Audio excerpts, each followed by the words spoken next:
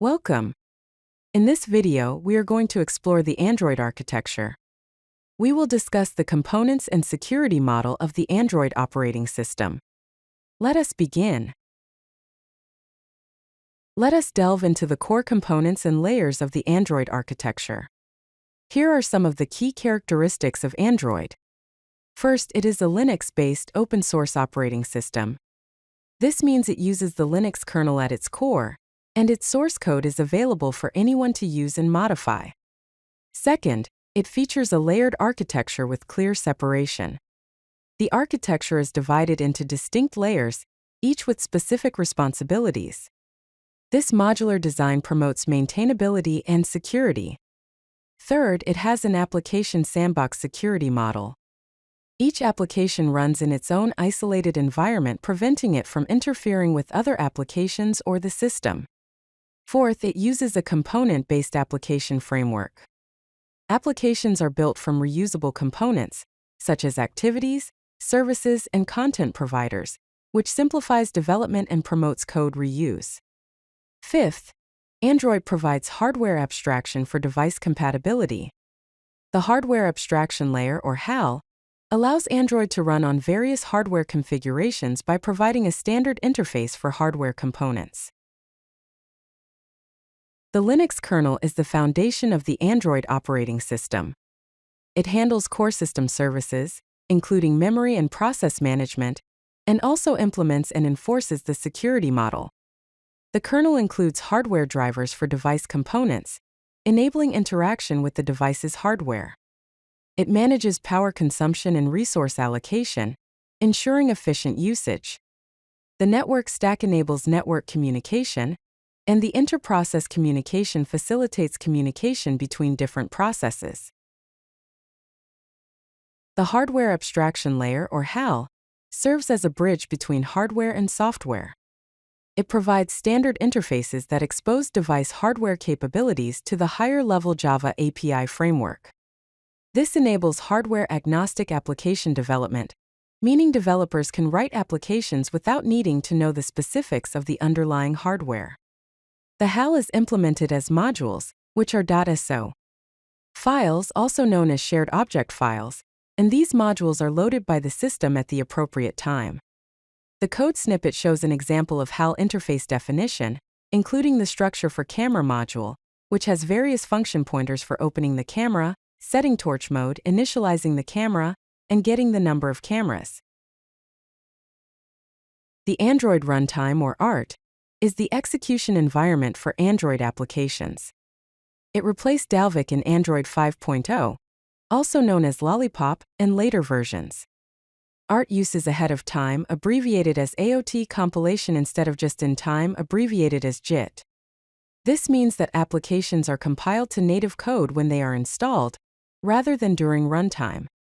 ART also includes improved garbage collection mechanisms, which help to manage memory more efficiently.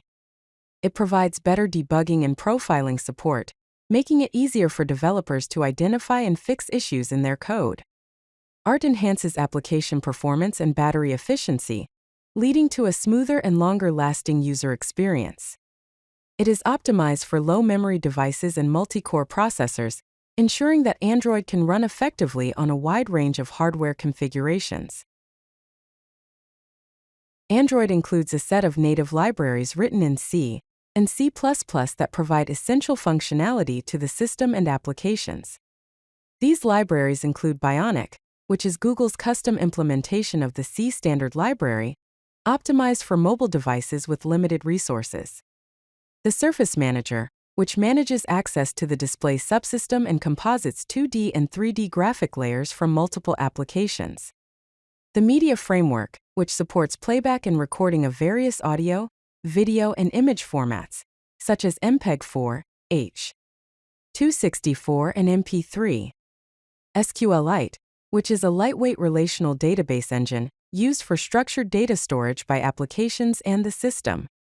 OpenGLES, which is the 3D graphics libraries for hardware-accelerated rendering, used by both the system and applications. And WebKit, which is the core browser engine that powers the Android browser and web views used in applications. The code snippet shows an example of Java native interface, abbreviated as J and I, code to access these native libraries. It declares a function that returns a string from native code. The application framework provides high-level services and APIs that form the environment in which Android applications run. It includes several key components. First is the Activity Manager, which controls the application lifecycle and navigation stack. Second, content providers, which enable applications to share data with other applications. Third, the Resource Manager, which provides access to non-code resources such as layouts, images, and strings. Fourth, the Notification Manager, which allows applications to display alerts and notifications to the user. And fifth, the Package Manager, which manages app installation and metadata, providing information about installed applications. Android applications are built from several key components. First, activities are a single focused thing a user can do. They represent a single screen with a user interface. Activities can start other activities to perform different actions. The code example shows how an activity is declared in the manifest file, including the intent filter that specifies which actions the activity can handle. Second, services are components that run in the background to perform long-running operations or work for remote processes. They do not provide a user interface. The code example shows how to start a service using an intent. Third, content providers manage a shared set of app data that can be stored in the file system, SQLite database, on the web, or any other persistent storage location. The code example shows how to query a content provider to retrieve data. Fourth, broadcast receivers are components that respond to system-wide broadcast announcements. Many broadcasts originate from the system, for example, battery low, screen off, but apps can also initiate broadcasts. The code example shows how to register a broadcast receiver to listen for specific system events. Android's security model is built on a multi-layered approach that provides protection at various levels of the system. It includes several key features. First, the application sandbox. Each app runs in its own isolated environment, preventing it from interfering with other apps or the system. Second, the permission system. Explicit user approval is required for sensitive operations such as accessing the camera or location. Third, application signing.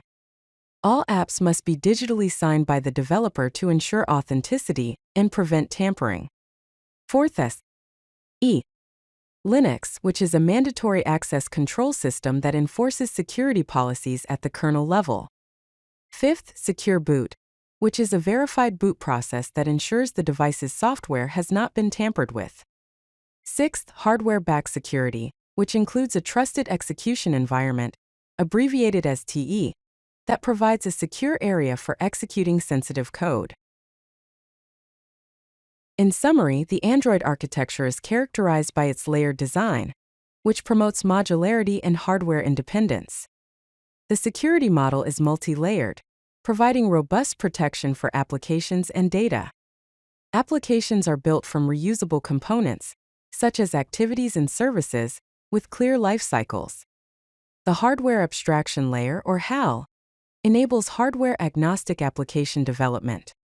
The Android Runtime, ART, ensures efficient execution of applications with ahead-of-time compilation and optimized memory management. Native libraries provide essential functionality for media, graphics, and more. Android's architecture provides a robust foundation for mobile applications with security, performance, and flexibility at its core. Thank you. If you like this video, hit that like button and don't forget to subscribe. Visit codelucky.com for more such useful content.